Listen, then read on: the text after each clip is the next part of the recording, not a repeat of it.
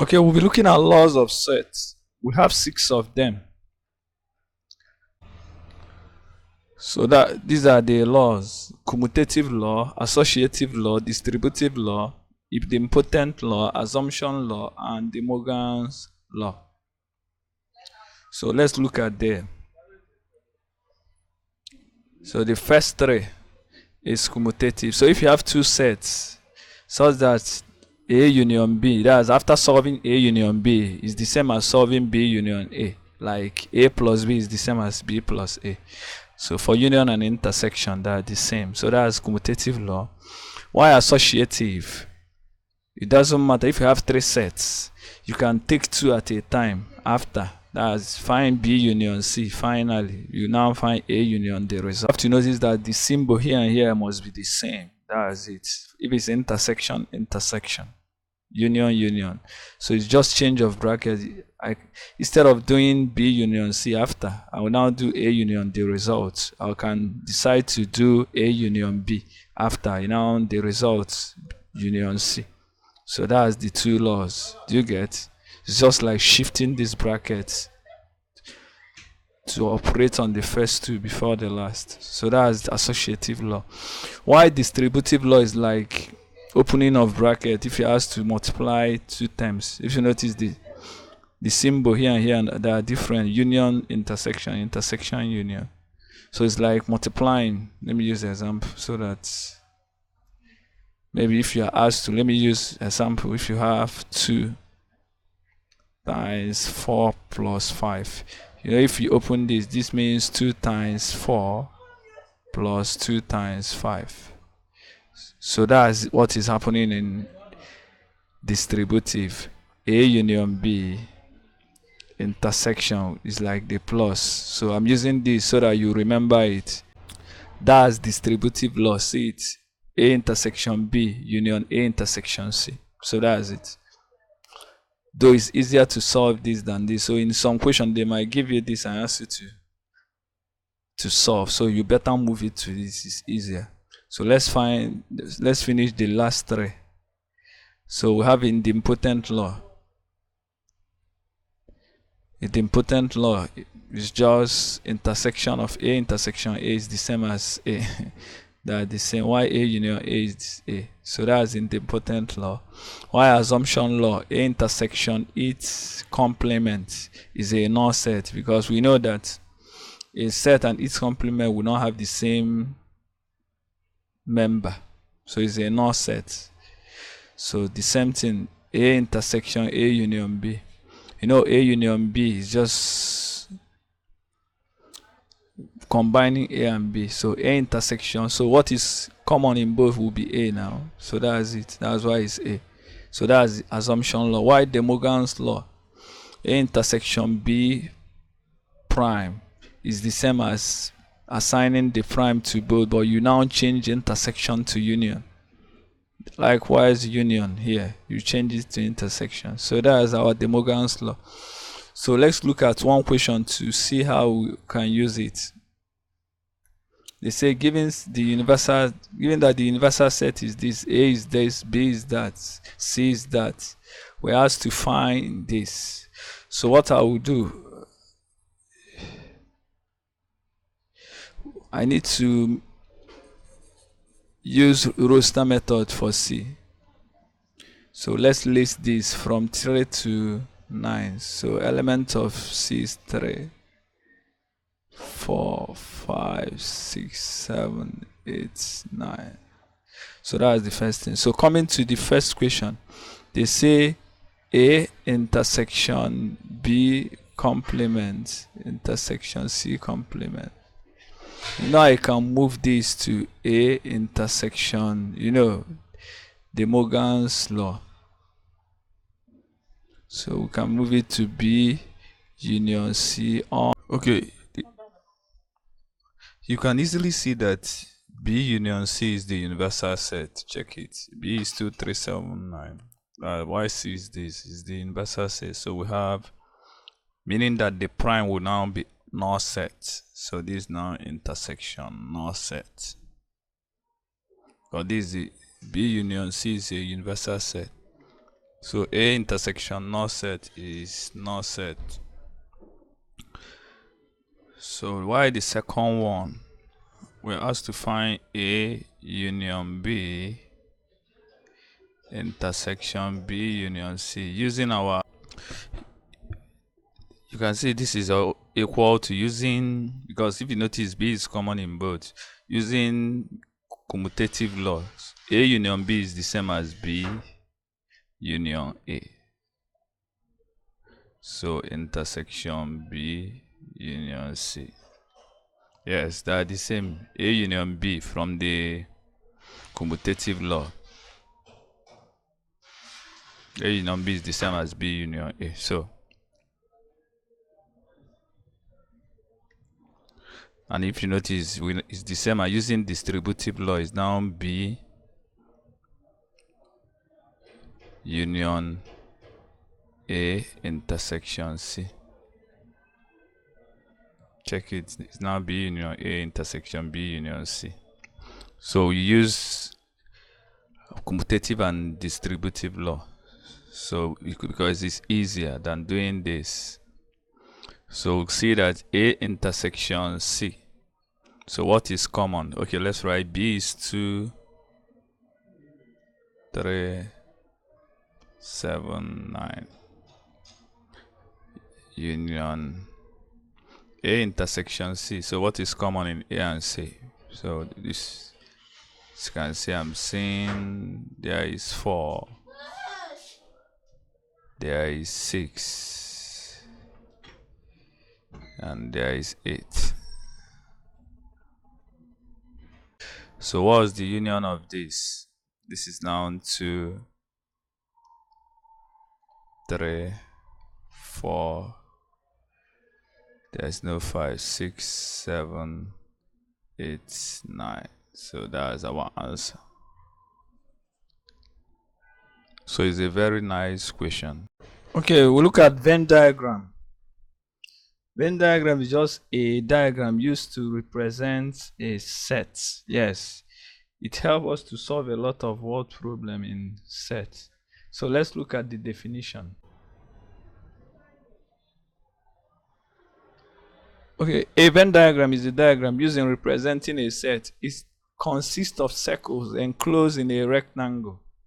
The circle represents the subset and the rectangle represents the universal set. Okay, so that the major information here must be circles and also a rectangle. The circles are the content of the universal set, that's the subsets. So see what I'm saying? See a typical Venn diagram. Yes. So from this, you can see that we have a rectangle. This rectangle is the universal set, that's the container. It contains all the subsets.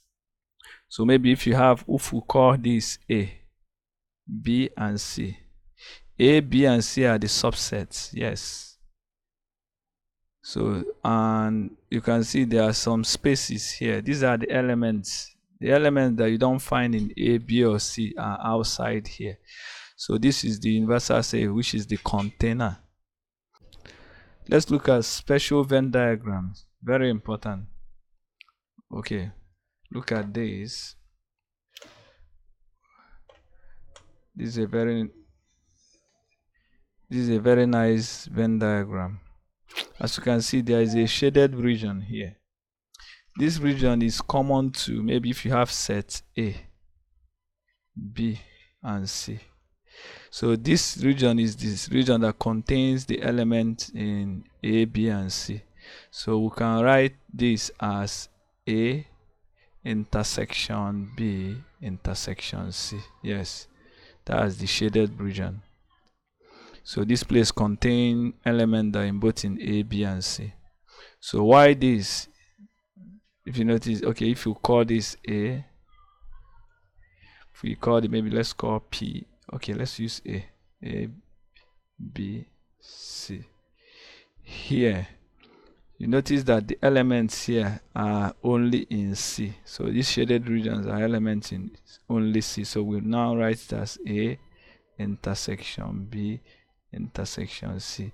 So since we have only elements here, So we'll put other ones prime.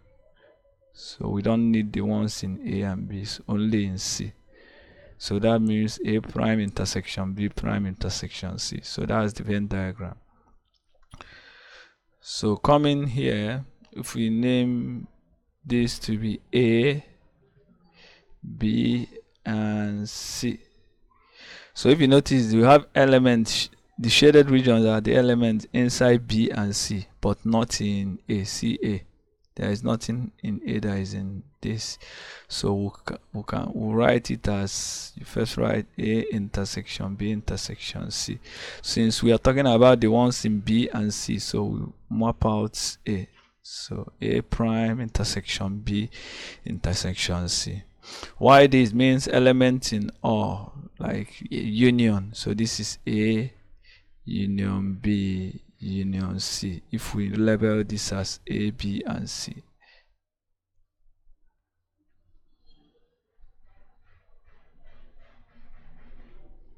So finally, yeah, this is the opposite of the other one. So if we label this, to be A, B, and C, you notice that the shaded regions are the elements outside A and B and C that's joined together. So we can write this as A union B union C is when it is shaded. All these places are shaded.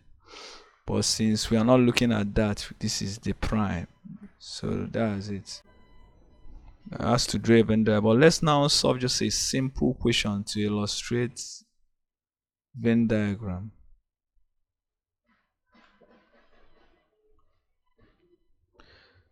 So look at, they said out of 6 beds in a certain location, 20 are passerine and 23 are Arctic 10.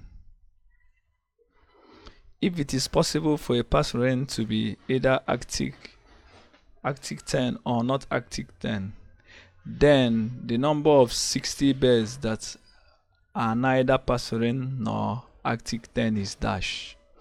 So this is the equation on Venn diagram, but this is now 2 subsets. So the first thing we have to do is to draw our Venn diagram. So if I have a Venn diagram with 2 subsets,